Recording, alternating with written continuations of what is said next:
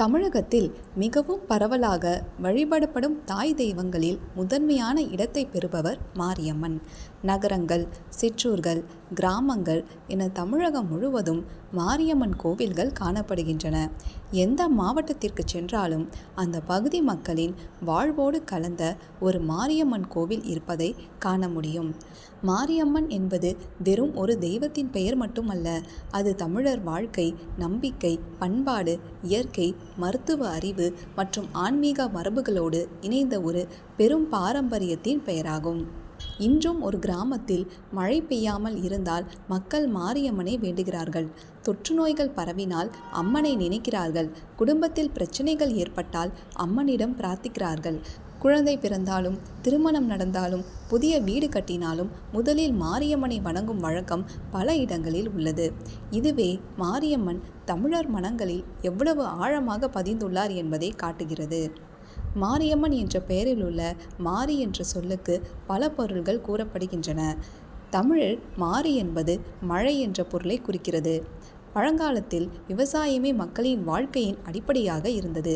மழை பெய்தால் பயிர் வளரும், உணவு கிடைக்கும், கால்நடைகள் வாழும், மக்கள் செழிப்புடன் இருப்பார்கள். எனவே மழை வாழ்க்கையின் அடையாளமாக கருதப்பட்டது. அதனால் மழையை அருளும் தெய்வமாக மாரியம்மன் போற்றப்பட்டார். சில ஆய்வாளர்கள் மாரி என்பதற்கு மாற்றம், பரிணாமம், உருமாற்றம் என்ற பொருள்களும் இருப்பதாக கூறுகின்றனர். இதன்படி நோயை ஆரோக்கியமாக மாற்றுபவள், வறட்சியை வளமாக மாற்றுபவள், துன்பத்தை நல்வாழ்வாக மாற்றுபவள் என்பதாலும் மாரியம்மன் என்ற பெயர் உருவாகியிருக்கலாம் என்று கருதப்படுகிறது.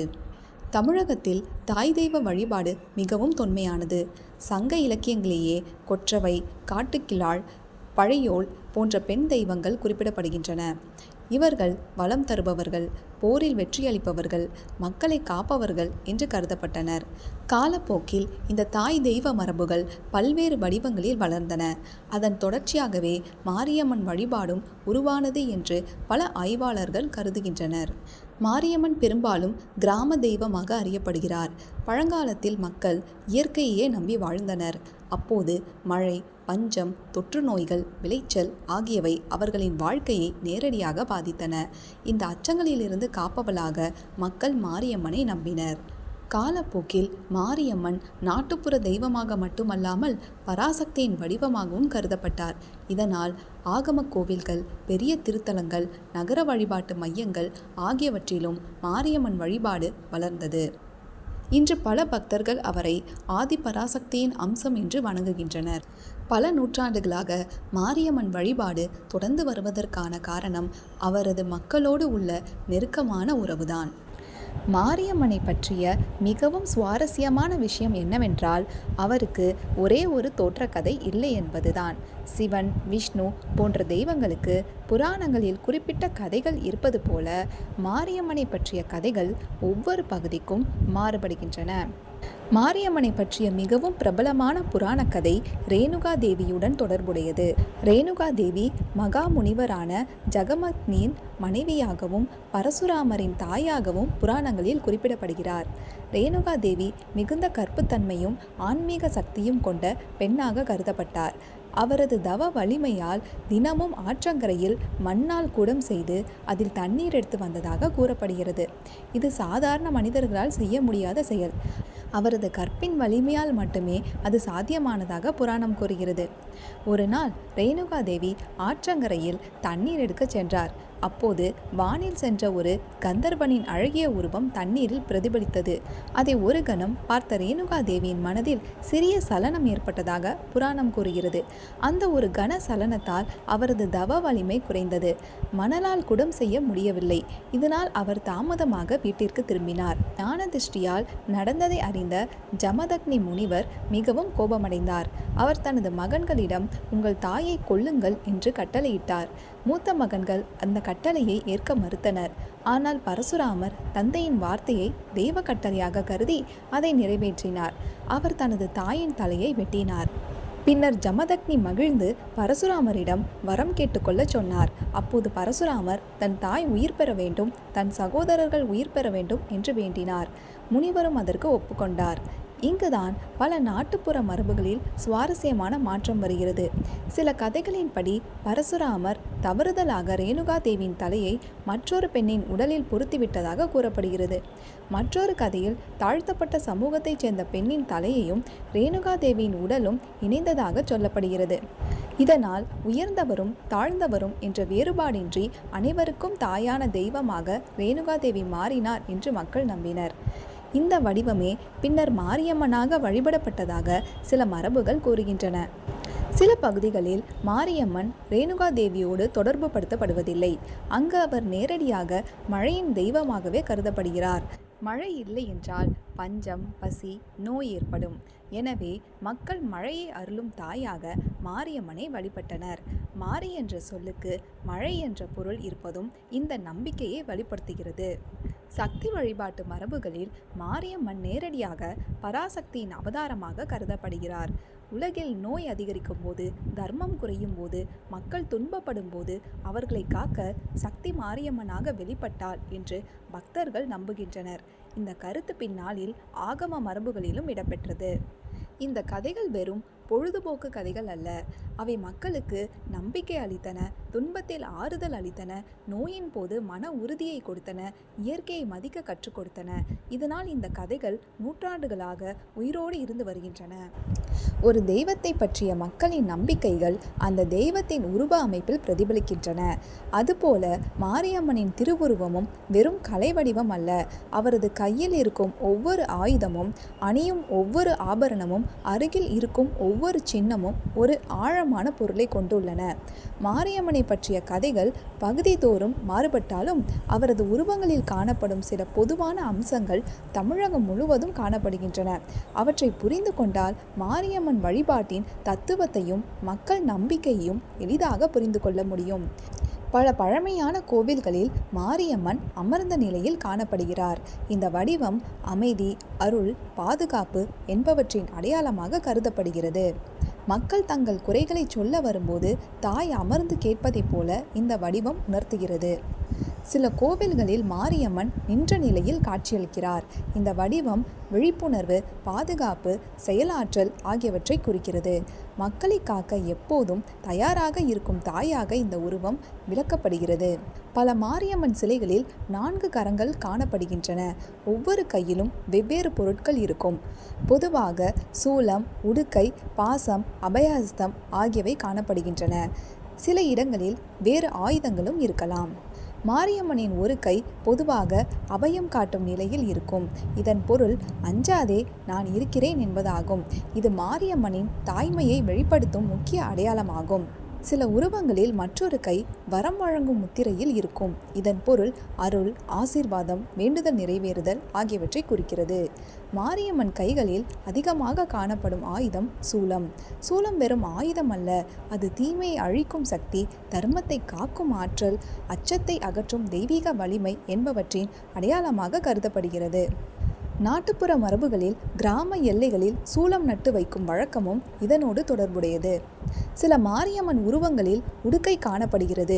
உடுக்கை பெரும்பாலும் சிவபெருமானோடு தொடர்புடையதாக அறியப்படுகிறது. இதன் பொருள் படைப்பு, காலத்தின் ஓட்டம், உயிரின் துடிப்பு என்பதாகும். இதனால் மாரியம்மன் சிவசக்தியின் வடிவம் என்பதும் வலியுறுத்தப்படுகிறது. சில மாரியம்மன் உருவங்களில் கபாலம் காணப்படுகிறது. இது காளி மற்றும் சக்தி வழிபாட்டு மரபின் தாக்கமாக கருதப்படுகிறது. மாரியம்மன் பெரும்பாலும் கிரீடம் அணிந்திருப்பார். இது அவர் சக்தியின் அரசி, தெய்வீக ஆட்சியாளர் என்பதை குறிக்கிறது. மக்கள் பார்வையில் அவர் ஒரு கிராமத்தின் தாயாக இருந்தாலும் ஆன்மீக ரீதியில் அவர் பராசக்தியின் வடிவமாக கருதப்படுகிறார். மாரியம்மனை பற்றி பேசும்போது வேப்பிலையை தவிர்க்க முடியாது. தமிழகத்தில் வேப்பிலை மற்றும் மாரியம்மன் என்றால் ஒன்றோடு ஒன்று இணைந்த மரபாகவே கருதப்படுகின்றன. ஏனென்றால் வேப்பிலை குளிர்ச்சி தரும், மருத்துவ குணம் கொண்டது, தொற்றுகளை தடுக்க உதவுகிறது என்று பழங்கால மக்கள் நம்பினர். அம்மை நோய் காலங்களில் வீடுகளில் வேப்பிலை தொங்கவிடும் பழக்கம் இருந்தது. இதனால் நோய் தீர்க்கும் தெய்வமான மாரியம்மனோடு வேப்பிலை இயல்பாக இணைந்தது. மஞ்சள் மாரியம்மன் வழிபாட்டில் மிகவும் முக்கியமானது. மஞ்சள் ஆரோக்கியம், மங்களம், தூய்மை என்பவற்றின் அடையாளமாக கருதப்படுகிறது. அதனால் மஞ்சள் நீராட்டு, மஞ்சள் காப்பு, மஞ்சள் அபிஷேகம் போன்ற வழிபாட்டு முறைகள் காணப்படுகின்றன. மாரியம்மன் அலங்காரங்களில் சிவப்பு நிறம் அதிகமாக பயன்படுத்தப்படுகிறது. சிவப்பு சக்தி, வீரியம், உயிர் சக்தி என்பவற்றை குறிக்கிறது. இதனால் சிவப்பு சேலை, சிவப்பு பூக்கள் போன்றவை அம்மன் வழிபாட்டில் முக்கிய இடம் பெறுகின்றன. சில கோவில்களில் மாரியம்மனோடு பாம்பு சின்னங்களும் காணப்படுகின்றன. பாம்பு பாதுகாப்பு, இயற்கை சக்தி, மறுபிறப்பு என்பவற்றின் அடையாளமாக பல பண்பாடுகளில் கருதப்படுகிறது. இதனால் சில பகுதிகளில் பாம்பு வழிபாடும் மாரியம்மன் வழிபாட்டோடு இணைந்துள்ளது.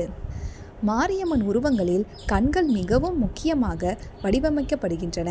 பெரிய கண்கள் எப்போதும் மக்களை கவனிப்பது, பாதுகாப்பது, கருணையுடன் நோக்குவது என்பதை குறிக்கின்றன என்று பக்தர்கள் நம்புகின்றனர். மாரியம்மனின் உருவ அமைப்பில் மிகவும் தனித்துவமான அம்சம் இதுதான். ஒரு புறம் ஆயுதங்கள், உக்கிர தோற்றம் இருக்கும், மறுபுறம் அபயஹஸ்தம், கருணை நிறைந்த முகம் இருக்கும். இதனால் அவர் அன்பான தாய் மற்றும் வீரமிக்க காவல் தெய்வம் என்ற இரு வடிவங்களையும் ஒரே நேரத்தில் பிரதிபலிக்கிறார். மாரியம்மன் வழிபாட்டின் மிகப்பெரிய சிறப்புகளில் ஒன்று அவர் ஒரே வடிவத்தில் மட்டும் வழிபடப்படுவதில்லை என்பதுதான். தமிழகத்தின் ஒவ்வொரு பகுதியிலும் மாரியம்மன் தனித்துவமான பெயர்கள், கதைகள், திருவிழாக்கள் மற்றும் வழிபாட்டு முறைகளுடன் காணப்படுகிறார்.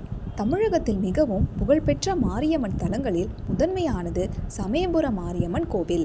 திருச்சிக்கு அருகில் அமைந்துள்ள இந்த திருத்தலம் தினமும் ஆயிரக்கணக்கான பக்தர்களை ஈர்க்கிறது.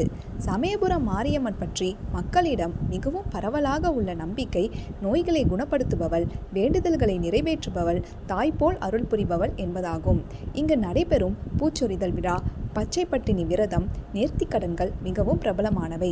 பல பக்தர்கள் மருத்துவ சிகிச்சையுடன் சேர்ந்து அம்மனின் அருளையும் நாடுகின்றனர். தஞ்சாவூர் அருகில் உள்ள புன்னைநல்லூர் மாரியம்மன் கோவில் மாரியம்மன் வழிபாட்டின் மற்றொரு முக்கிய மையமாகும். இந்த தலத்தின் வரலாறு மராட்டிய மன்னர்களுடன் தொடர்புடையதாக கூறப்படுகிறது. இங்குள்ள அம்மன் குழந்தை பேறு, குடும்ப நலம், உடல் நலம் ஆகியவற்றிற்காக அதிகமாக வழிபடப்படுகிறார். புன்னைநல்லூர் அம்மனின் முக அலங்காரம் மற்றும் கண்களின் அழகு பக்தர்களை மிகவும் கவர்கிறது. விருதுநகர் மாவட்டத்தில் உள்ள இருக்கன்குடி மாரியம்மன் கோவில் மிகவும் புகழ்பெற்ற தலமாகும். அர்ஜுனா ஆறும் வைப்பாறும் சங்கமிக்கும் பகுதியில் அமைந்துள்ளதால் இந்த தலம் சிறப்புமிக்கதாக கருதப்படுகிறது. இங்கு ஆடி மாத விழாக்கள், பால்குட ஊர்வலங்கள், அன்னதானங்கள் பெருமளவில் நடைபெறுகின்றன. தமிழகத்தின் பல பகுதிகளில் கருமாரியம்மன் வழிபாடு காணப்படுகிறது. குறிப்பாக திருவேற்காடு கருமாரியம்மன் கோவில் மிகவும் பிரபலமானது. கரு என்ற சொல்லுக்கு கருணை, கர்ப்பம், படைப்பு போன்ற பல பொருள்கள் கூறப்படுகின்றன. இதனால் கருமாரியம்மன் குழந்தை வரம் தருபவள், குடும்ப வளம் தருபவள் என்ற நம்பிக்கையுடன் வழிபடப்படுகிறார். தமிழகத்தில் பல இடங்களில் முத்துமாரியம்மன் கோவில்கள் காணப்படுகின்றன. முத்து என்ற சொல்லுக்கு மழைத்துளி, அம்மை நோயின் கொப்புளம், மதிப்புமிக்க ஒன்று என்ற பல விளக்கங்கள் கூறப்படுகின்றன. முத்துமாரியம்மன் வழிபாட்டில் மழை வேண்டுதல், நோய் தீர்ப்பு என்பவை முக்கியமான அம்சங்களாக கருதப்படுகின்றன. சில பகுதிகளில் சந்தன மாரியம்மன் வழிபாடு காணப்படுகிறது. சந்தனம் குளிர்ச்சி, அமைதி, நோய் நிவாரணம் என்பவற்றின் அடையாளமாக கருதப்படுகின்றது. அம்மை நோய் போன்ற உடல் வெப்பத்தை ஏற்படுத்தும் நோய்களுடன் மாரியம்மன் தொடர்பு படுத்தப்படுவதால் சந்தன அலங்காரம் முக்கியத்துவம் பெற்றதாக சிலர் கருதுகின்றனர். சில கிராமங்களில் மாரியம்மன் வீரமிக்க காவல் தெய்வ வடிவில் வழிபடப்படுகிறார். இந்த வடிவத்தில் சூலம், வாள், உக்கிரமுகம் போன்ற அம்சங்கள் அதிகமாக காணப்படும். மதுரை, திருநெல்வேலி, தூத்துக்குடி, விருதுநகர் போன்ற பகுதிகளில் மாரியம்மன் வழிபாடு நாட்டுப்புற மரபுகளோடு மிகவும் நெருக்கமாக உள்ளது. இங்கு காப்பு கட்டுதல், முளைப்பாரி, கூழ் ஊற்றுதல், தீமிதி போன்ற சடங்குகள் முக்கியத்துவம் பெறுகின்றன. பல கிராமங்களில் ஆண்டுதோறும் நடைபெறும் அம்மன் திருவிழா ஊரின் மிகப்பெரிய நிகழ்வாக இருக்கும். சேலம், ஈரோடு, கோயம்புத்தூர், திருப்பத்தூர் பகுதிகளில் மாரியம்மன் வழிபாடு மிகவும் பரவலாக உள்ளது. இங்கு கரகம், முளைப்பாரி, பொங்கல் விழாக்கள் அதிக முக்கியத்துவம் பெறுகின்றன.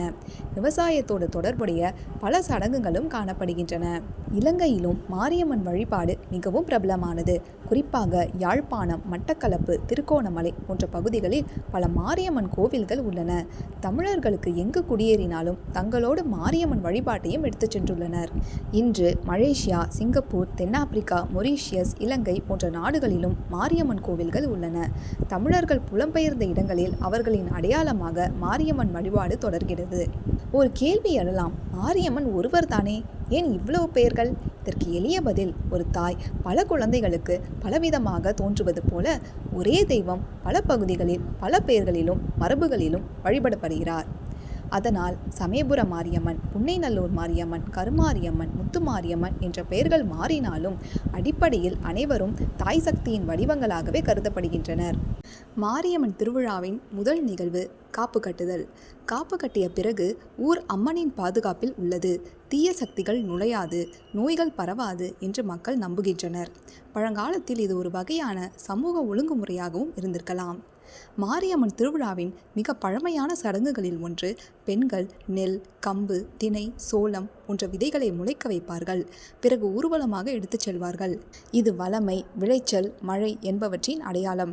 இதன் மூலம் மாரியம்மன் வழிபாடு விவசாய வாழ்க்கையோடு எவ்வளவு நெருக்கமாக இருக்கிறது என்பதை அறியலாம். மாரியம்மன் திருவிழாவின் முக்கிய சடங்கு கம்பங்கூழ் அல்லது கேழ்வரகு கூழ் தயாரித்து பகிர்வார்கள்.